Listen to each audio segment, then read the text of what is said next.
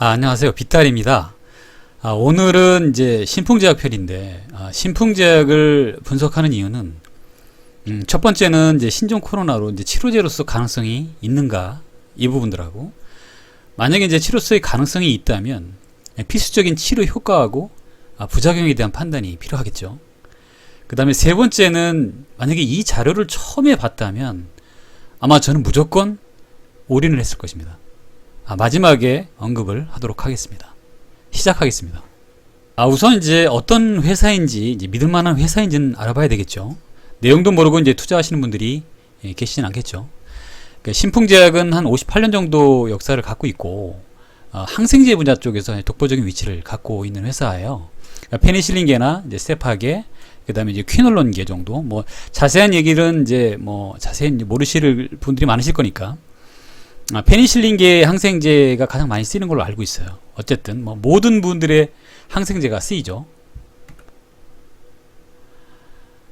그 다음에 이제 신풍제약이 이제 신약 같은 경우도 이제 개발을 하고 있어요. 임상 이상인 뇌졸중 신약인데, 식약처에서 승인을 좀 받고 18년에, 그 다음에 한 170명 정도 대상으로 아마 지금 이제 그 임상 이상을 좀 준비하고 있는 걸로 알고 있어요.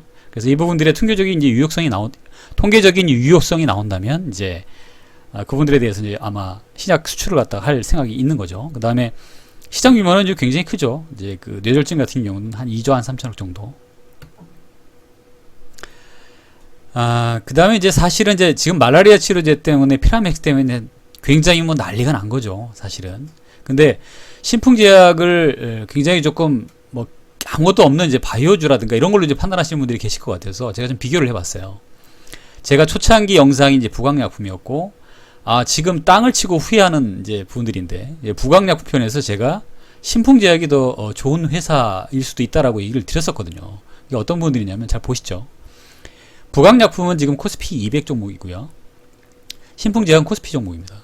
그러니까 이제 그 초창기 때 한 2000년대부터 거슬러 올라가면 영업이익이 한 300억대를 꾸준히 내던 회사예요. 2013년도까지. 그 다음 물론 이제 부강약품도 초창기는 그랬지만 계속 한 300억대, 100억, 200억, 400억. 그렇지만 이제 좀 들쭉날쭉하죠.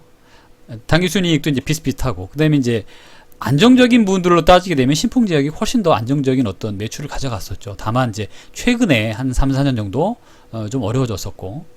그 다음에 이제 부강약품은 이제 당기순이익이 이제 작년에 좀 잡혔던 이유가 올해도 마찬가지 신약 수출이 있었던 거죠. 이제 이런 부분들이 있던 거고, 그래도 이제 꾸준하게 어떤 부분들에 대해서 어떤 모멘텀을 가져갔던 거였고, 신풍제약은 전체적인 어떤 항생제 매출이 조금 줄어들면서 조금씩 이제 어려워졌던 상황이었던 거죠. 그래서 신풍제약이 절대로 이렇게 어떤 바이오주라든가 아무것도 없는 그런 주식이 아니다라는 거죠. 그리고 이제 올해 이제 상반기에 이제 매출 1000억 돌파하고 영업이익도 71% 증가는 별 의미가 없을 것 같고요. 한 46억 정도 했다라는 거죠. 제가 공시 내용을 와서 보니까 2018년도에 한 51억 정도를 1년에 했었었는데, 한 반기 정도에 한 35억 정도인데, 이제 아까 이제 말씀대로 41억 정도. 그러니까 벌써 올해는 한 7, 80억 이상은 한다고 봐야 되겠죠. 최소한 70억 이상은 하지 않을까 이런 생각인 거고, 당기순이익도 좋아졌고, 작년에는 굉장히 좀 안 좋았던 거거든요. 재작년도 안 좋았고, 그러니까 굉장히 좋아졌던 거죠. 이 부분들만큼의 지금 주식은 아니죠. 이제 지금 주식은 거의 저세상 주식이죠. 자, 제가 이 제품 피라믹스에 대한 정보를 식약처 이제 의약품 통합정보 시스템에서 가지고 와봤어요. 도대체 이제 피라맥스가 뭐냐, 이제 이런 거죠. 이제 피라맥스의 이제 이 임상 시험에 대한 정보죠. 경증 또는 이제 중등종 이제 코로나 바이러스에 대한 환자를 피라맥스 정해 유효성의 안전성 평가하기에 다기관, 무작위 배정하고 이중 눈가림, 평행, 위약대조 이 임상 시험이다라는 거죠. 5월 13일 날 승인했고, 이제 여러분이 이제 관심 있게 보셔야 될 단어가 계속 나올 단어니까 저도 이제 단어가 익숙하진 않지만, 피로나리 딘 인산염, 그 다음에 알테수네이트, 피로나리딘 알테수네이트, 이걸 외우십시오. 피로나리딘 알테수네이트. 그 다음에 임상 이상이죠. 근데 이제 전체 시험 대상자 수가 이제 100 몇 명이라고 얘기를 했는데, 여기서는 이제 76명이라고 나와 있습니다. 임상시험을 이제 실시하고 있는 기관은 아까 말씀대로 이제 무작위 추출했다고 얘기를 했죠. 경북대, 고대 이제 구로병원, 고대 안산병원, 국립중앙의료원, 아주대, 연세대 이제 강남 세브란스, 그 다음에 이제 인하대 대학부속병원, 그다음에 한림대 강남성심병원. 피라맥스정이 이제 국내에도 내수도 있는데 수출명 피라믹스를 가지고 왔어요. 왜냐하면 지금 이게 거의 대한민국에서 많이 쓰이는 제품이 아니잖아요. 그러다 보니까 거의 이제 말라리아 치료제로 많이 쓸 거고, 이제 그래서 이제 그 수출명을 가져왔고, 유효 성분 이제 피로나리딘, 인산염, 알테수네이트 넘어가고, 그 다음에 이제 용법 용량이 있는데, 30분 이내에 구토한 경우에 같은 용량을 다시 복용한다. 다시 복용해도 구토를 하면 다른 항말라리아제를 투여한다. 이게 이제 뭐 일반적으로 조금 이제 그 면역 반응이 안 맞아서 이제 바로 이제 뱉어내는 경우가 있는 모양이에요. 이제 이 정도로 넘어가시고. 그 다음에 중증 이제 환자라든가 이제 중증 신장이라든가 간 관련된 쪽에 실시한 적은 없다라는 거예요. 이 부분들을 신중히 투여해라. 그 다음에 이상 반응 중에 피로나리딘 인산염과 알테수네이트 안전성을 2,800명 이상의 환자를 통해서 평가하였다라는 거죠. 2,800명이 말라리아 쪽인 거죠. 이 부분들은 오해하시면 안 되고, 말라리아로 2,800명 대상으로 이제 평가를 한 거죠. 그 다음에 흔한 이제 이상 반응인 거죠. 이제 문제가 생기는 그분들에 대해서 반응들이 보통 두통, 빈혈, 혈소판 증가, 구토, 복통, 저혈당 등 뭐 일반적인 어떤 감기약을 먹어도 이제 발생되는 정도 수준이 아닌가 싶어요. 개인적으로는. 그래서 이제 자세하게 좀 보니까 가장 많이 이제 호소하는 분들이 빈혈, 그다음에 혈소판 수 증가, 그다음에 복통, 구토가 이제 흔한 정도의 이제 증상이라는 거죠. 다른 분들은 뭐 어디나 다 있을 수 있는 거니까. 그러니까 위염이라든가 위장이라든가 그러니까 안 좋은 거죠. 항생제 관련된 쪽으로는 원래 위장이 굉장히 안 좋죠. 이제 그런 분들이 있다라는 거죠. 그리고 이제 국내에서 이제 한번 시판을 해본 적이 있었던 모양인데 이게 많지는 않아요. 인원들이 많지는 않은데 이제 이 두 명에서 이제 뭐 보고가 됐는데 피로, 두통, 두통 악화, 복통, 소화불량 정도였다는 거죠. 이제 예상하지 못한 이상 사례나 인간관계를 배제할 수 없는 약물 이상 반응은 없었다라는 거죠. 그러니까 그렇게까지 문제가 되는 어떤 큰 어떤 문제가는 없다라는 걸로 좀 판단을 할 수가 있는 거죠. 그 다음에 이제 말라리아 예방약으로 사용하지 않는다. 그 다음에 급성 말라리아를 예측해서 응급 자가치료 목적으로 사용해서는 안 된다라는 거죠. 이분들에 대해서 테스트를 해본 적이 없다는 얘기인 거죠. 간단하게 얘기하면.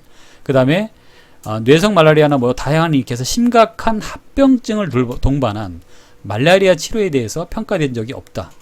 중증 말라리아 환자는 또 투여하면 안 된다. 중증 환자까지는 아마 유의미한 어떤 결과가 없었던 것 같아요. 그 다음에 이제 고령자에 대한 사용 경험이었다. 왜냐면 이게 지금 고령자에서 많은 이제 사망자가 나오잖아요. 그 다음에 폐렴으로 가서 사망자가 발생이 되는데 그분들에 대해서 경험이 없다라는 거죠. 이 부분들에서 임상이 진행돼야 되는 분들이 필수적인 거고, 그 다음에 현재 알려진 분들이 그분들이고 3일간의 단기간 치료 과정이라는 거죠. 이런 분들은 또 반대로 또 좋은 모습이죠. 3일간 안에 어떤 효과가 나타난다는 얘기인 거잖아요. 그러니까 용량 조절이 필수적이지 않다라는 거죠. 그러니까 고령자에 대한 판단이 없다. 피라맥스 정제. 근데 제가 이 수출에서 이제 생산 실적을 가져왔어요. 이제 이 부분들은 뭐냐면 말라리아 치료제로서 어느 정도까지 수출이 된다는 얘기는 그 부분들에 대해서 말라리아 치료제로서는 특별한 문제가 없다라는 걸로 이제 보고 있는 거죠. 그 다음에 수출이 이제 이게 단위가 1,000원이거든요. 그러니까 71억, 69억, 한 120, 그러니까 1,000만, 10만, 100만, 1,000만 원, 7억, 6억 9천, 뭐 12억, 12억 정도. 그러니까 말라리아가 많이 발생되는 시기에는 뭐 한 12억 정도씩 매출이 발생이 된 거였고, 뭐 이제 그분들이 안 되면 이제 그 정도 이제 생산 실적인 거죠. 그러니까 판매하는 거는 이제 금액이 훨씬 더 높아지겠죠. 어쨌든 이 부분들은 그만큼 수출이 된다라고 판단되는 거는 말라리아 치료제로서는 안전성에 큰 문제는 없다라는 정도로 파악을 해볼 수가 있는 거죠. 이제 이게 7월 30일 날 나왔던 자료예요. 그러니까 오피니언 뉴스인데 이게 아마 제가 알기로는 이제 신풍제약이 정말 급등을 엄청나게 하고 10몇만 원까지 가다가 이제 3파를 맞으면서 급락을 할 때였던 걸로 기억을 해요. 이제 이 부분들인데 피라맥스정이 코로나19와 A형 독감에 굉장히 효과적이라는 논문을 발표를 합니다. 고려대 의대 교수진이. 근데 재밌는 분들은 이제 주성분인 피로나리딘과 알테수네이트가 효과적이고 그 부분에 참여한 분들이 이제 고대 이제 교수진하고 질병관리본부 쪽, 신풍제약 쪽. 예를 들면 이 분들로 해서 영문 논문으로 이제 게재를 했는데 이게 어느 쪽에 게재가 됐냐면 이제 피로나리딘 알테수가 제외된 약품이 겨울철 독감 유행 시기에 A형 독감 발생을 함께 해결할 수 있다는 의견이 제시됐다는 거죠.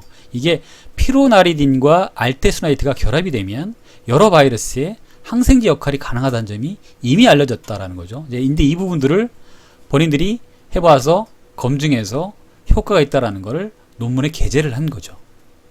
그래서 특히 이제 그 중에 이제 피로나리딘이 아닌 알테수네이트가 폐세포에서 A형 독감 바이러스 성장 억제에 더 높은 효과를 보이면서 독감 치료제까지 같이 효과를 볼 수 있는 효과가 있다. 그 다음에 알테수네이트의 그 활성대사 물질 중에 하나인 거죠. 그 효과가 염증을 억제하는 효과가 있어서 폐혈증이나 인한 폐손상. 그러니까 보통 폐렴으로 가가지고 이제 문제가 생기는 경우가 많잖아요. 이 부분들인데 이거에 대한 직접적인 보호 효과가 있다라는 걸로 알려져 있다라는 거죠. 폐세포에 훨씬 뛰어난 효과가 있다. 그래서 이 부분들에 대해서 피라맥스정은 FDA 승인 이후 지금까지 말라리아 치료제 등을 쓰면서 별다른 부작용이 발견된 적이 없다라는 거죠. 이 부분들은 말라리아 치료제에서는 아무 문제가 없었으니까 굉장히 좋은 의미가 있죠. 그 다음에 이 논문에 이제 참석한 이제 배준영, 이긴영, 박희도, 이제 조준영, 이진희, 김진일, 이제 고려대 이제 의과대학 교수님들이죠. 그 다음에 이제 교수님분들하고 질병관리본부 담당자, 그 다음에 신풍제약연구원 본부장이 같이 참여를 했다라는 거죠. 이게 아마 7월 30일 날, 28일 날 정도 나온 기사예요.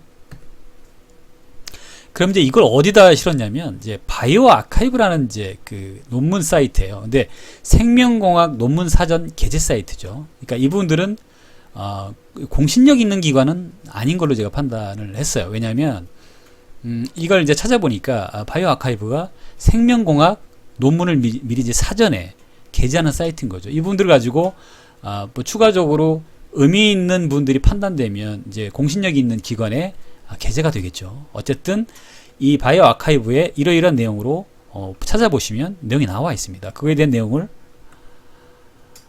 이제 이게 일반적인 용어뿐만이 아니라 이제 관련된 바이오 관련된 용어들이 너무 많아가지고 잘 이해하기는 좀 쉽지가 않은 분들이 좀 사실 있어요. 이제 간단하게 아까 설명드린 내용들이 이 내용에 포함되어 있다라는 정도로만 이해하시면 될 것 같아요. 그리고 이제 제가 이제 이 분들을 좀 가져왔는데 보통 대주주의 매도는 보통 매도 사인으로 이제 볼 수가 있죠. 근데 이 주주 변동 내용이 이제 5월 18일, 19일 날 한 2만 원대에 한 90만 주 정도를 매도를 했어요. 핀포인트 뉴스인데 7인적 관계인 민영관 씨가 이틀 정도에 한 97만 주, 한 100만 주 정도를 모두 장내 매도했다. 근데 그 당시에는 이제 이 초창기였기 때문에 이게 큰 상승이 나온 시기는 아니었었거든요. 사실은 2만 원대였기 때문에. 그래서 뭐 큰 의미는 없을 수도 있겠다라는 생각이 드는데 어쨌든 지분 변동률이 조금 있었던 거죠. 이틀에 100만 주는 적은 양은 아니니까 거의 그 다음에 이제 또 재밌는 분들이 제가 부광약품 대신에 신풍제약을 갖다가 선택하지 않았던 게 굉장히 좀 후회되는 분들인데 부광약품의 대주주인 이제 부회장님이 22일 날 1000억 정도 규모의 주식을 블록딜로 매도했다. 주식이 올라가지 않았던 이유를 이제 제가 이때 알게 된 거죠. 지금 바이오주, 제약주들은 신일제약을 포함해서 급등하고 있는 경우는 대부분이 100% 대주주가 매도를 하고 있습니다. 대주주의 매도는 대부분이 거의 한 1, 2%를 제외하고는 대부분의 매도 사인이 나오는 건 고점이라고 보시면 됩니다. 그래서 부광약품이 못 가고 있는 이유이죠. 대주주인 부회장님이 매도를 했다는데 뭐 주식이 갈 수가 있겠습니까? 자, 제가 재밌게 본 분들은 이거예요. 자, 뭘 보고 있길래 이렇게 외국인들이 대량 매수를 하고 있는 건가라는 걸 봤어요. 또 특히 또 제가 또 관심 있게 본 건 저는 한번 제가 매수 타이밍을 놓친 주식은 뭐 10만 원이 아니라 100만 원을 가도 저는 잘 들어가지 않는데, 그 다음에 저도 굉장히 트레이딩을 하고 그걸 위해서 과감한 쪽에 트레이딩 하는 편이 있는데, 야, 이거 뭐 연기금이 8월 21일 날 한 38억, 29억, 30억 정도씩 들어왔어요. 그래서 이건 뭐지? 라는 생각을, 물론 이제 며칠 후에 이제 급등을 할 때 다 대량 매도를 하긴 했는데, 재밌는 건 그 당시에 이제 8월 31일 날이죠. 이 금액이 한 제가 알기로는 한 150억 정도 되지 않을까 싶어요. 금액을 한번 따져봐야 되겠지만 이게 얼마죠? 1000원 단위인가요? 한 150억 정도? 지금까지 한 매수한 금액은 어마어마합니다. 근데 재밌는 거는 개인이 매도한 금액을 거의 외국인이 받고 있어요. 근데 이 외국인이라는 게 외국계 계좌를 쓰는 경우하고 이제 외국인인 경우가 다른 거죠. 이 부분들은 좀 혼동하지 않으셨으면 좋겠고, 아시는 분들은 무슨 말씀인지 이해하시리라고 판단됩니다. 그러니까 제가 이제 이 부분을 왜 거는 거냐면, 매도한 만큼을 다 받아갔어요. 개인이. 이게 조금 좀 특이하죠? 특이한 분들이죠. 이런 분들은 뭐라고 이제 말씀을 드릴 수는 없고, 영상이기 때문에 어찌됐든 굉장한 금액의 베팅이 좀 이루어지고 있다라는 거죠. 자, 그러면 이제 이 정도까지 이제 말씀드렸으면 지금 매수를 해야 될까요? 매도를 해야 될까요? 지금 이제 그 저세상 주식이라고 얘기를 하죠. 이제 여기서 매수를 하는 분들은 정말 대단한 분들이라고 판단되고요. 아마 지금 폭락을 해도 아무런 이상이 없을 정도로 주가가 올라와 있다. 그리고 이게 신종 코로나가 아닌 감기처럼 흔하게 사용될 수 있는 치료제로서 개발이 된다고 하더라도 굉장히 고평가되어 있다는 거죠. 이분들에 대해서는 지금 매도를 해도 아무 문제가 없다라는 거죠. 자, 그분들에 대해서 이제 생각을 하시고, 근데 다만 제가 이 영상을 만든 이유에 대해서 다음 영상을 좀 보여드릴 건데, 만약에 이걸 이제 제가 알았다면 저는 그 당시에 무조건 투자를 했을 겁니다. 보시죠. 자, 이게 뭐냐면 이게 세포입니다. 세포에 지금 수많은 치료제가 있죠. 그 세포를 침투하지 못하게 막는 침투 차단의 어떤 효과가 있다라고 얘기하는 게 뭐 카모스타제, 나파모스타제, 나파몬이라는 어떤 제품 가지고도 많이 이제 상승했죠. 뭐 제일 약품이라든가 뭐 피라맥스, CTPF, 그다음에 유전자 복제를 차단하는 쪽에 렘데시비르, 레보비르, 이게 부강약품이죠. 피라맥스, 인터페론. 이 관련된 종목들이 굉장히 많죠. 그 다음에 세포를 침투하는 걸 막는 제품 쪽 위주. 그 다음에 이제 그 끝쪽에 있는 이쪽에 달라붙지 못하게 이분들을 차단하는, 유전자 복제를 차단시켜서 막는, 간단하게 말씀드리면 이런 분들에서 뭐 항체 치료제도 있고 이제 혈장 치료제도 있고 이런 분들이 많잖아요. 이제 이런 분들의 이제 그 수많은 치료제 중에 피라맥스가 두 가지의 이 기전이 적용이 된다라는 게, 만약에 제가 이걸 알았다면 무조건 저는 그때 2만원대 풀 베팅을 했겠죠. 베팅이라고 하는 게 좀 죄송한 표현이지만 투자라는 게 아니라 베팅이죠. 왜냐하면 이 이제 바이오나 이제 제약 쪽은 이제 투자이기도 하지만 일정 부분 베팅에 어떤 요소가 있다고 봅니다. 저는 무조건 2만원대 부강약품이 아닌 신풍제약에 올인을 했을 거예요. 이걸 봤다면. 자, 부작용이 없는 약은 없습니다. 이제 그럼에도 불구하고 말라리아 치료제가 그만큼에 대해서 사용되고 있었고, 이 부분에 대해서 엄청난 그렇게 큰 위험한 어떤 독성이나 이런 부작용이 없었던 치료제였다면 지금 뭐 렘데시비르가 얼마나만큼의 효과가 있습니까? 그런 효과에 대한 분들이 없음에도 불구하고 효과 FDA에서 그 아주 까다롭다고 하는 FDA에서 승인이 났잖아요. 승인 가능성이 저는 있다라고 봅니다. 다만 지금 주식을 살 거냐? 아니요. 이거는 주식을 사시면 안 되죠. 이분들은 이미 반영을 해서 올라가고 있다라고 봐야 되는 거죠. 지금 머니게임이 벌어지고 있는 거거든요. 그래서 이분들에 대한 주식은 절대 매수는 아니다. 다만 이분들에 대한 내용을 아신다면, 자, 중요한 부분들에 대해서 어떤 분들로 투자를 할 건지 대해서 한번 고민해 보실 필요가 있다라는 거죠. 제 영상을 만든 이유이기도 하고요. 마지막으로 이제 차트를 한번 보고 정리를 하도록 하겠습니다. 자, 신풍제약의 차트입니다. 거의 뭐 전고점을 돌파할 기세죠. 돌파할 기세고, 제가 부강약품 엔지캠생명과 신풍제약이랑 고민했던 시기였죠. 이 시기에 고민을 했었던 거죠.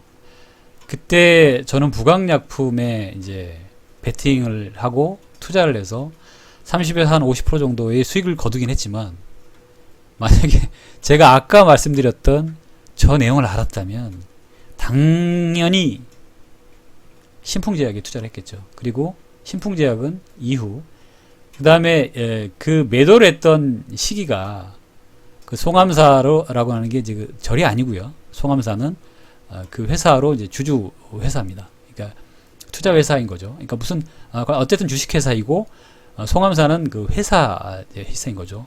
가족들이 만든 그 송암사가 대주주로 이제 판단하시면 되고요. 간단하게 2만원대 팔았어요. 이 가격대 팔았고 5월 18일이면 이 정도 되는 거죠. 이 가격에 팔았는데, 자, 급등을 했죠. 그 이후에 급등을 하기 시작하는 거죠. 그리고 15만 9천원까지 올라간 거죠. 자, 2만원에 매수를 안 하시겠습니까? 그리고 7월 28일 세 번째 폭락이 나왔던 시기에, 자, 마지막 가장 거래량이 많이 터지면서 기존의 물량을 다 털렸죠. 첫 번째 거래량이 이만큼의 거래량보다도 적어요. 두 번째 거래량은 조금 털었고, 마지막에 거의 모든 물량이 쏟아져 나왔죠. 자, 그걸 다 받고 논문이 나왔죠. 그러면서 수렴을 합니다. 수렴 후에 재차 상승. 이런 종목은 좀 처음 봤네요. 저도. 대단한 상승입니다. 오늘의 영상은 신풍제약의 피라믹스 신종 코로나 치료제로 가능한가라는 제목으로 가지고 영상을 마치도록 하겠습니다. 이 영상이 유익하셨으면 좋아요와 구독, 알람 설정 요청드리겠습니다. 감사합니다.